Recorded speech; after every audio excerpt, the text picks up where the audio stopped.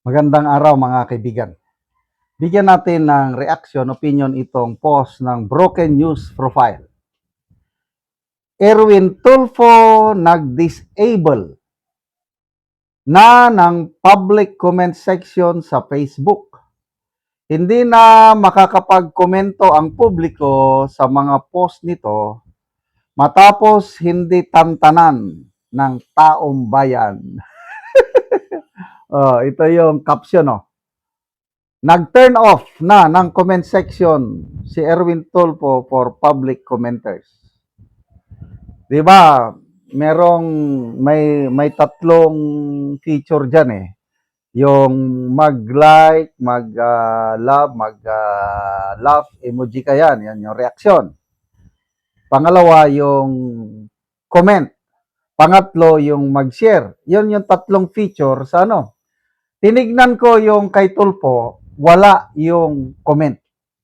As in, wala. Tinanggal niya. Ay, nako. Tingnan natin ang nag-reaction dito. 12,000 ang nag-react sa post na ito. 11,000 ang tumatawa. Tinatawanan nila si Tulfo. 61 ang galit. 497 ang nag-like. Kanino sila nag-like? Kay Tulfo? O wala pang 1% ang nag-like kay Tulfo. Ay nakakaawa. Basa tayo ng mga comments. Wilson Taganili, ha ha ha, Ben Dilo, halos kuyugin ka ng taong bayan, Tulfo Brothers, di pa yan pag lumabas. Kuyugan. Noong kaguluhan sa Senado, I think, May 13, among the minority senators, paglabas, dalawa lang ang kinuyog ng taong bayan. Si Soto at saka itong si Erwin Tulfo. Makikita mo talaga yung galit ng nakakarami, hindi naman lahat. Maraming galit kay Soto at kay Erwin Tulfo. Nedge Cleo, tinablan pala ng hiya ang malitagang. Florentina Domacena, natakot sa mga baser. Natakot sa mga baser si Uplok na Bendelo. Anak Mindanao, wahaha, tinamaan Bending Dilo Group. Okay. Anong ibig sabihin ng mag-turn up ka ng comment section? Ang na-monitor ko na diyan sa minority senators, ang nag-turn off is ito si Erwin Tulfo, JB Ejercito, Miguel Subiri, paminsan-minsan si Ping Lacson. Depende sa post. Kung yung post niya is simple post lang na hindi masyadong mainit na post, okay lang. Pwede kang magkapag-comment. Kailan kung tungkol na sa impeachment, tungkol na sa flood control o tungkol sa away nila ni Marcoleta, hindi ka makapag-comment. Anong ibig sabihin nito? Marami ang galit sa kanila at ayaw nilang makarinig ng basing o baser. Ibig sabihin, talunan sila sa public opinion. Yan lang.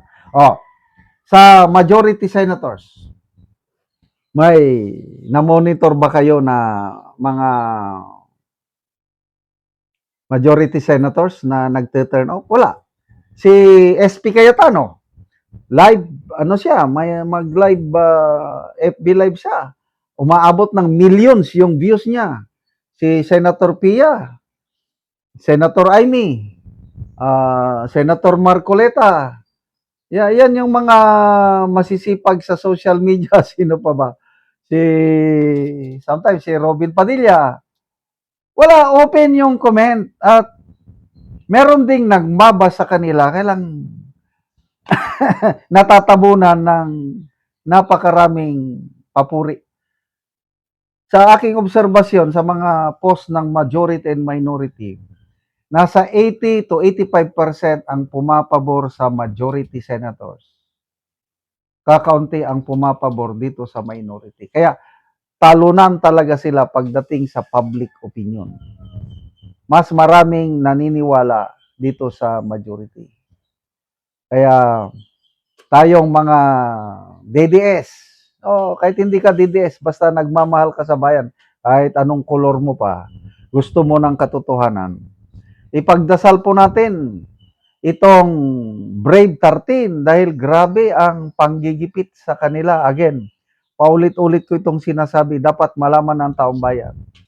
Kasi yan ang pahayag ni Senator Marcoleta. Yung sakripisyo ni Senator Jinggoy. Araw-araw, minuto tinatawagan daw siya. Kumalas ka na sa Brave 13 para hindi ka namin kasuhan, para hindi ka makulong. Kung ordinaryong tao lang yon, ordinaryong senador na walang prinsipyo, adi kalas kaysa yung makulong. But Senator Jinggoy stood his ground. Kaya nung nagsalita siya, nung kinasuhan na siya at may warrant of arrest, if this is the price I had to pay, so be it, just to stand for my principles. Kaya lalo akong humanga. Saluduhan natin, pasalamatan natin, ipagdasal natin si Senator Jinggoy. Ayan, yung mga iniipit ba? Jinggoy, Escudero, Villanueva, Marcoleta, Bato, Go. Yan, ang 6. Gusto nilang maalis, makulong, o magtago, whatsoever. Hoping na makuha nila ang Senate majority. Kasi, ngayon na wala sa kanilang majority, hindi na nila mapigilan yung flood control scam investigation. Diyan sila takot na takot. At magpasalamat tayo at nandyan si SP Cayetano, Senator Marcoleta, Senator Pia, na itutuloy na nila ang matagal na hinihintay ng taong bayan. Ilahad ang katotohanan, Brave 18 Marines. Expected na yan sa June 4. Gutesa, parang nandyan din siya. I hope na nandyan din, magpapakita na si Saldico through Zoom. Ano na ngayon? Sabi ni Dr. Mata, hindi na daw mapakali ang mga minority senators at mga congressmen, congresswomen dahil malalantad na ang katotohanan. Salamat mga kaibigan sa inyong pagsubaybay sa channel na ito. Nakakatulong kayo ng malaki sa tribong Talaanding ng Bukidnon dahil ang sweldo natin sa channel na ito is pantulong po sa tribo. Namimigay tayo ng libreng yero at pako para makapagpatayo naman sila ng mas maayos na tirahan. Panoorin nyo ang video na ito. Karon yan ako sa balay sa Tabangan Ugero. So muna ni ang iyang pag-aatupan karon. So muna ni ang yero nga itabang.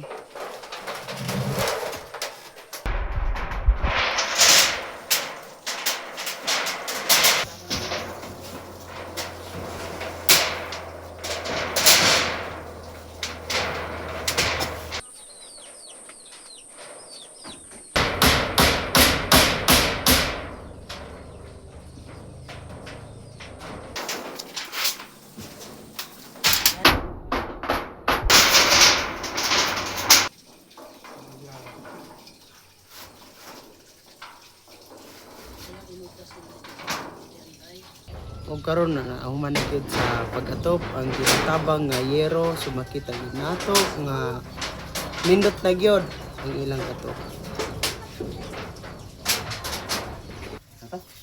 Salamat sa Ginoo nga ang nag-sponsor sa naghatag sa amon sa SEN, nakaatop na gid amon balay, tapos di na gid mo ulanan, di na magtulo amon balay, kag daw masalamat gid.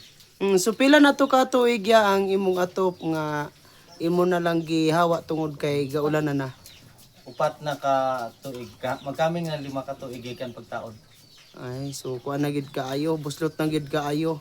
So nga naman ya sulod sa 4 ka tuig ka pin, wala ka nakapalit og yero nga para lang ikapuli. Tungod sa kalisod. Kalisod sa panahon. So ang pangwarta na nimo tama nang sa kaon. Igo ra gid sa kaon na mo mga panbalay. So naa na kay estudyante ya. Naa. Kuan,